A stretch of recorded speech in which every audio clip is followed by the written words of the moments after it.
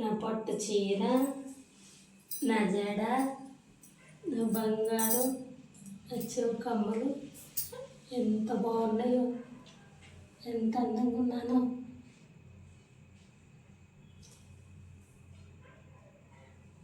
వందనాలు పాస్టర్ గారు. ఎలా ఉన్నారు? బాగున్నారా?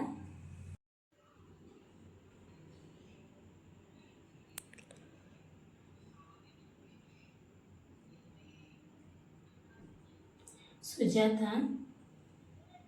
అలా అలంకరించుకోకూడదమ్మా. ప్రార్థనకు వస్తాయి ఏంటి అలా రెడీ అవుతున్నావు? వేషధారి వాళ్ళే. మన పేతురు గ్రంథంలో 3వ అధ్యాయంలో మొదటి నుంచి ఏం చెప్పబడి ఉంది? ఒకసారి చదువు చూడు. అటువలే స్త్రీలారా, మీరు మీ స్వపురుషులకు లోబడి ఉండిడి.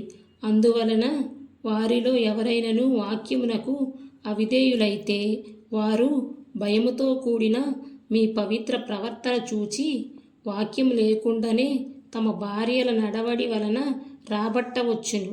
జడలు అల్లుకొనుటయు, బంగారు నగలు పెట్టుకొనుటయు, వస్త్రములు ధరించుకొనుటయు, వెలుపటి అలంకారము మీకు అలంకారముగా ఉండక సాధువైనట్టియు మృదువైనట్టియునైన గుణము అక్షయాలంకారము గల మీ హృదయం అంతరంగము స్వభావము మీకు అలంకారంగా ఉండవలెను. అది దేవుడి దృష్టికి మిగుల విలువగలది. ఇప్పుడు చదివావు కదా సుజాత, దీంట్లో మనకి ఏమని అర్థమవుతుంది? ఇప్పుడు నువ్వు వేసుకున్నావు చూడు, మోడ్రన్ జడలు, బంగారము, పొట్టు చీర, నెయిల్ పాలిష్లు, అలంకరించుకున్నావు కదా నిన్ను నువ్వు అలంకరించుకున్నావు కదా అందంగా ఉండటానికి.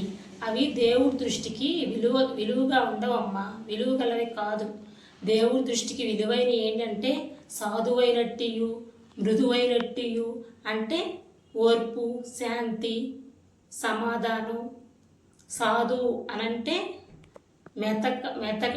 మెతకైన అంటే మంచి స్వభావం, సాధు స్వభావం కలిగి ఉండుట అవి దేవుడి దృష్టికి విలువగలవి. అలానే కాదు మరి ఇప్పుడు మీ భర్త, ఫర్ ఎగ్జాంపుల్ మీ భర్త నీకు మారలేదు అని అంటే మన ప్రవర్తనను బట్టే మన భర్త మార్చుకోగలుగుతాము. వాళ్ళు బైబిల్ చదవకపోయినా సరే మన ప్రవర్తనను బట్టి దేవుడి దగ్గరికి వాళ్ళ రాబట్టవచ్చు.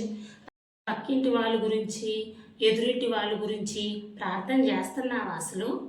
వాళ్ళ గురించి నేనేం ప్రార్థన చేసేది?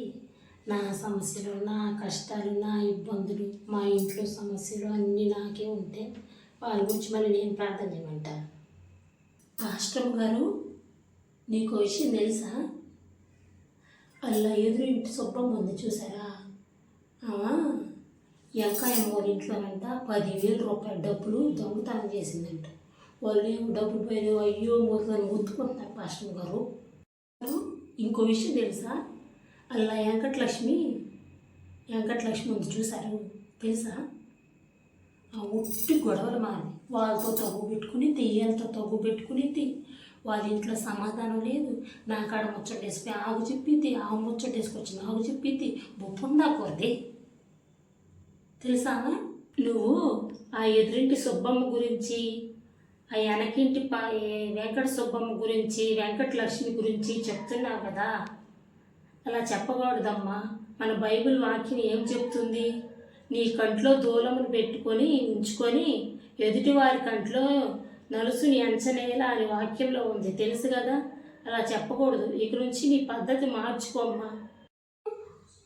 దేవుడి దృష్టిలో ఈ నగలు, బంగారం, వెలగల్ల, ఈ పొట్టు చీరలు విలువైనది కాదా? చెప్పండి, విలువైనది కాదా? అవి విలువైనవి కాదమ్మా. వందనాలు. ఇవన్నీ దేవుడి దృష్టిలో విలువైనవి కాదా? అవునా? సరే పాస్టర్ గారు, ఇక నుంచి మీరు చెప్పినట్టే నేను అంటాను. అర్థమైంది. ఏ విలువైనయో ఏ విలువ కానియో అర్థమైంది పాస్టర్ గారు. వందనాలు. చెప్పటమే కానీ పాటించే దేవురమ్మ ఎవరు లేరు. అందరు నీతులు చెప్పడానికైతే చెబుతారు, పాటించే దేవుడు